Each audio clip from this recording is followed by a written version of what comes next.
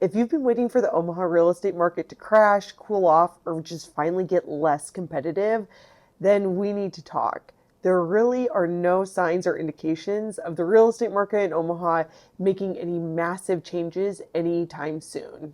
In this video, I'll break down what all of this means and how it impacts buyers and sellers in the Omaha real estate market.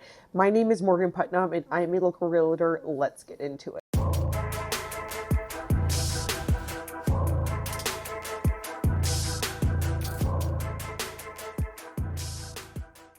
Please take a moment to like this video and subscribe to my channel so you're always the first to know what's going on in Omaha.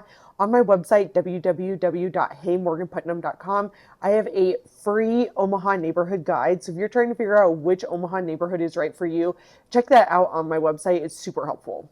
These stats are reflecting November and December home buyers and their activity versus what we're actually seeing in the market now over the last 4 to 6 weeks, because I would say it's been pretty different. Even though what we're seeing in this data is starting to see a bit of an uptick in activity, it still is a little bit different than what we are seeing now.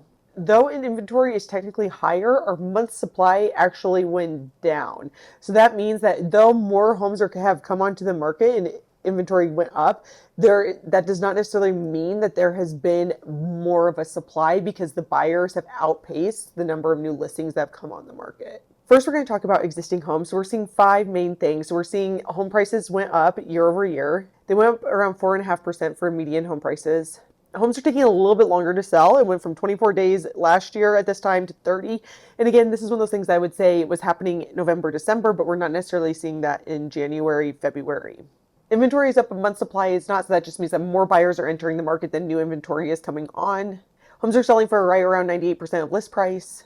And pending sales are up. So that is just the hard data of what we're looking at with January stats. But anecdotally, it is really feeling like a spring market already in February. And I think this is because, one, we've had some stretches of really warm weather. So people are just more curious about what's happening in the market.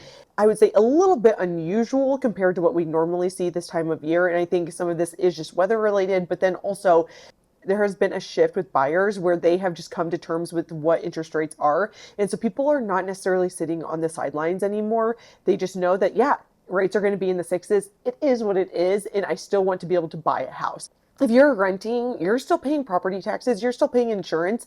You're paying all of the things that you would be paying if you owned a home. You're still having all of the same expenses that a homeowner is going to have, but you don't get any of the benefit of owning your own home and having it grow in equity. Just the honest truth is that there's really no data to support that a crash is going to be coming at any time. There is still a lot of pent-up buyer demand. Again, waiting from 2020, 2021, 2022 when the market was really crazy. There are still a lot of buyers who have been sitting on the sidelines, and there's just the uptick of people entering the market anyway. That happens every year. So I just hate to see you get priced out of being able to buy a home because home prices continue to go up. And sure, maybe interest rates will come down and we'll see better affordability, but right now this is what it is. This is what we're working with. And so if you want to be able to take advantage of some of these appreciation gains, it is a great time to buy a house. Now moving on to new construction. Pending sales were up almost 14% year over year. So we are seeing a lot of buyers start pursuing that new construction and getting these homes under contract. And second, for new construction, we are seeing homes sell within 67 days on average. That is quite a bit faster than what we were seeing just a few months ago. So I think it's just that uptick in activity, this early spring market that we're experiencing right now, where people are wanting to get these homes under contract. And the average price for a new construction home is $483,000, and that is about 2% higher than last year. If you're thinking about buying or selling this spring, I want you to be as prepared as possible. So a few different things. If you're going to sell, you cannot be lazy when it comes to preparing your house to go on the market. It still needs to completely shine. It needs to be priced right. And if you cannot make your house shine for whatever reason, then it needs to be reflected in the price. So you either need to go to the trouble of doing those paint touch-ups, decluttering, making your yard look perfect, whatever it is that your house needs, it needs the attention to be able to stand out against competition. And then it also has to have the price reflected correctly. And then for buyers, I think it's a good idea to start preparing for multiple offer situations. And if you don't find yourself in one, that's amazing.